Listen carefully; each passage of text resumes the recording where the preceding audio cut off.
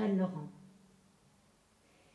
Si vous me permettez de vous parler en confidence, je vous dirais que l'espoir de mettre en branle un dispositif qui, de broche en proche, entraînerait une véritable décentralisation, prit forme lorsqu'Henri Hagman, maire adjoint de Mulhouse, vint, peu après la libération de sa ville, me demander quel effort théâtral l'État prévoyait en faveur des départements du Haut-Rhin, du Bas-Rhin et de la Moselle, où les Allemands avaient, pendant 4 ans, dépensé des sommes considérables en faveur d'un répertoire en langue allemande. La civilisation française courait le plus grand péril.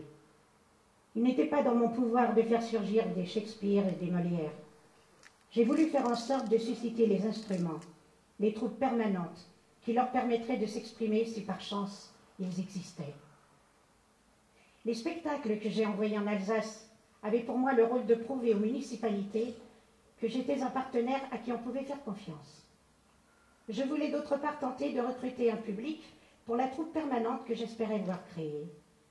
Enfin, j'ai fait monter, à l'intention des Français de l'Est, qui avaient été coupés de la communauté nationale pendant 4 ans, quelques-uns des spectacles qui avaient beaucoup compté à Paris. Je tentais ainsi de combler un fossé. Nous étions sensibles à ce que l'on appelait à l'époque la stylisation.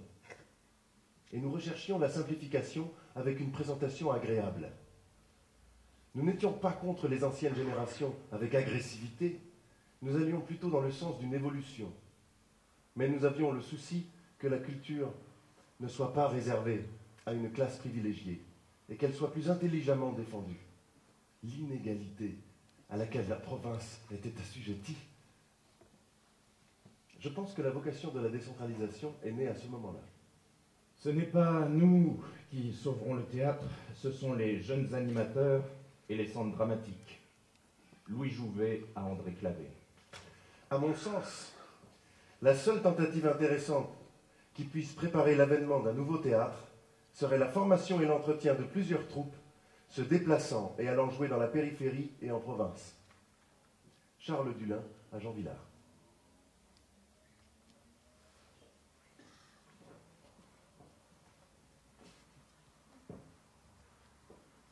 Jean d'Asté.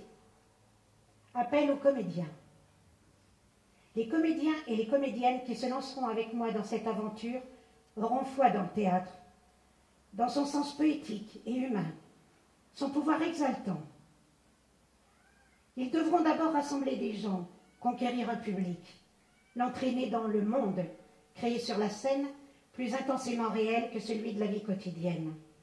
Le théâtre éveille, chez les comédiens comme dans le public, les sentiments les plus cachés, les plus violents, les plus fous. La troupe sera composée de 2 ou 3 techniciens régisseurs et de 10 ou 12 acteurs. Tout le monde s'y mettra pour transporter du quart dans les coulisses, costumes, décors et matériel. Nous serons souvent aidés par les correspondants qui prépareront notre venue dans toutes les villes. Ils font partie d'associations culturelles nées de la fin de la guerre, Tourisme et Travail, Peuple et Culture, Culture et Jeunesse, etc. Généralement instituteurs et professeurs. Le plus souvent, nous logerons chez l'habitant. On nous distribuera dès l'arrivée nos billets de logement. Jacques Fabry nous a dit avec une ironie amicale que nous faisions du boy scoutisme. Mais comment faire autrement? Et peu importe. Pionnier peut-être. Mais je n'ai jamais aimé qu'on nous qualifie de pèlerins de théâtre, ou missionnaires, ou autre adjectif comportant l'idée de dévouement, de sacrifice. Il n'y a pas d'autre moyen de gagner un nouveau public. Le prix des places est réduit, ce qui permet de rassembler un public neuf et enthousiaste. Quand la représentation a lieu sur une place, beaucoup de spectateurs sont derrière les barrières ou aux fenêtres. C'est la fête. Les centres dramatiques feront aimer à un public varié et populaire le grand répertoire et le théâtre contemporain. Dans les petites villes, les gens se connaissent. Lorsque la compagnie présente un spectacle nouveau plusieurs fois dans la saison, la population attend la troupe.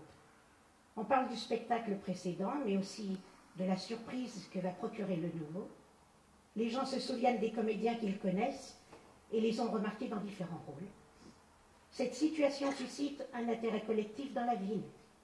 Nous, comédiens, sommes heureux de retrouver un public, des amis qui nous attendent, et de jouer pour eux. À Saint-Chamond, à Firminy, à Montbrison, à Charlieu, à Roanne, et dans toutes les petites villes de la région, de l'Auvergne à la Savoie, en passant par l'Isère et la Drôme, le plaisir de partager. Dans notre région, les gens qui assistent dans une salle, sur une place publique ou dans un cirque à une représentation de Molière, de Shakespeare, de Brecht, s'en souviennent et témoignent de l'importance que cela a eu dans leur vie, qu'il s'agisse d'Antigone, du bourgeois gentilhomme, ou d'œuvres du présent qui éclairent notre vie et révèlent notre destin, qu'il s'agisse de rire ensemble, en nous moquant de nous-mêmes et en retrouvant notre enfance. Le théâtre éveille l'esprit et le cœur. Sa nécessité devrait être inscrite dans les droits de l'homme. Madame Cassanas, secrétaire de Jeanne Laurent. Elle est un peu la maman. Il l'appelle toujours un peu à l'aide. Je parle d'Hubert Gignoux, de Maurice Sarrazin, d'André Clavé, de Jean Dasté. Elle est autoritaire, mais protectrice. Très protectrice avec les artistes. Elle dépasse un peu sa fonction. Esthétisme des petits loisirs? Shakespeare, en veux-tu, en voilà? Perception des taxes municipales? Accroissement des recettes des commerçants? Tout le monde est heureux. Tout le monde se réjouit. C'est parfait. Cependant, est-ce que les festivals n'ont d'autre ambition que de faire désormais partie de la panoplie du bonhomme moderne? Frigidaire, télévision, 2 chevaux. Certes, un artiste doit avant toute chose comprendre les réalités et les besoins de l'homme de son temps. Cependant, le théâtre n'est valable, comme la poésie et la peinture, que dans la mesure où précisément il ne cède pas aux coutumes, aux besoins souvent grégaires. Il ne joue bien son rôle, il n'est utile aux hommes que s'il secoue ses manies collectives, lutte contre ses scléroses, lui dit, comme le père Ubu,